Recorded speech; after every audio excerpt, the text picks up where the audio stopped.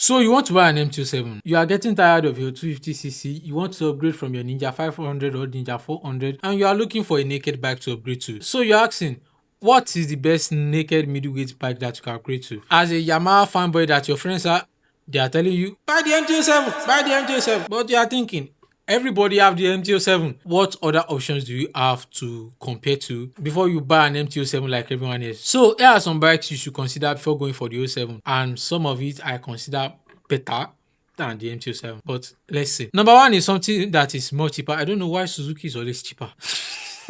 The Suzuki SV650. You might be asking, why don't I recommend the GSX 8S? That is something that is more trending, that is on par with the MT-07. But someone that is upgrading from a Ninja 500 to an MT-07 that don't have a lot of money, the GSX 8S is going to cost a lot of money because there are newer models. You are better off with the SV650, and SV650 is one of the cheapest middleweight naked bikes that you can buy right now. Though Suzuki is still selling it for new, but they are just way too much already that you can get it for literally very, very cheap. The SV650 is a result of when the Japanese manufacturer look at the Italian Ducati Monster and be like, we can also make it. If you look at the history of the SV650, it originates from the Ducati Monster. The SV650 is using a Japanese V-twin engine, making about 73 to 74 horsepower. I think it has 1 or 2 more horsepower than the MT-07. It is a torquier engine than the MT-07, and it is not a bike that is going to give you a lot of tech. That low RPM assist, and if you are getting an ABS, that is all you are getting on this bike, but it is a very, very reliable and proven engine. That is that for that. And my second recommendation will be the Honda CB650R.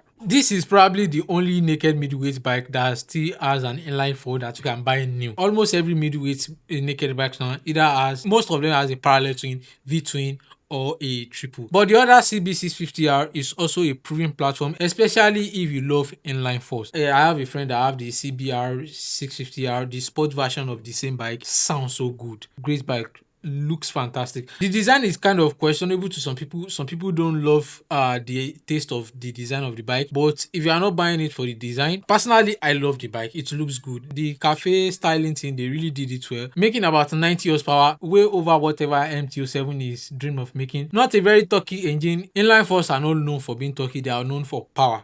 And this is what you get with this bike. You have to wring it out a bit before you get that power. It's a good bike. On to the next one. If you are a fan of triple cylinders, you love the MT-09, but you can't touch that power now, you might wound yourself. You love the street triples, but you can't afford those type of bikes. Triumph offer you a smaller version of an MT-09, or will I say a smaller version of a street triple, the Triumph Trident 660. This bike sounds amazing. One thing I love about triple is that you have the torquiness of the parallel twin or the V-twins, then you have this good sound compared to the inline fours. It's just the best of both worlds in one bike. I think there's only one Triumph Trident in Nigeria. I don't know how many, but I've only seen one, and I saw it in a video in someone is riding it away from Lati's shop in Abuja. That is the only time I've seen one in Nigeria. And the bike is making about 92 horsepower, I think, about 90 to 93 horsepower. They are not popularly known for their reliability. They are not bikes that are known for, this bike is reliable, but it's not a bike that are known for being problematic at the same time. I don't know if you understand. So with great maintenance, you can get a great bike. If your maintenance is poor, just stick to the Japanese abe, please. And to the next one, you might sound surprised that you are finding 2 Hondas on this list, but it is worth being mentioning. And I think this bike is not getting enough hype. The bike I want to talk about is the Honda CB750 Hornet, and this bike is good. I've heard a lot of great things about this bike. I think there's only one of this also in Nigeria. I've seen one in a video where someone is making video about it in Lagos, and that is as much I've seen about this bike. This is more like a newer addition to Honda's lineup. It is a lightweight, middleweight naked bike, producing about 90 horsepower also. This bike share engine with the Honda Transalp. If you've ever heard anything about the Honda Transalp, you love the engine, or you've ridden it before, it is sharing the same engine. It is now wearing a naked bike uniform other than a adventure bike uniform. Honda is the reliability company. You can't really go wrong with them. So they have 2 options for you. It's either the CB650R or the CB750 Hornet. You can choose the smoothness of the inline 4 or the torquiness of a parallel twin. And to the last bike, the KTM 790 Duke. The thing about this bike is that you can find it cheaper now because it has been replaced with the 890, but it is quite good. The engine is built in partnership with CF Moto. So CF Moto are the ones that build this engine. So it is a Chinese built engine but an Australian engineering, making about 95 horsepower. I think it makes the most power out of all this lineup. And if you think about it, MT-07 make the least power out of all this lineup.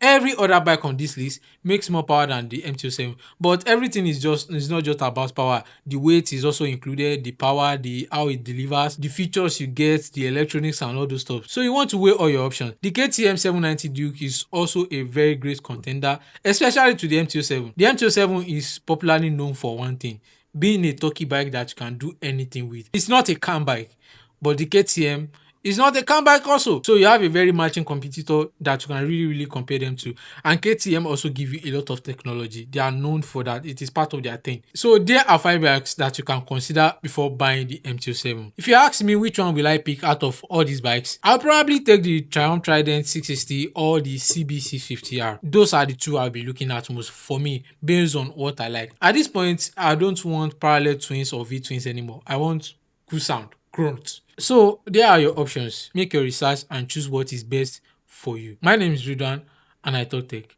And I also talk about bikes too, like this one.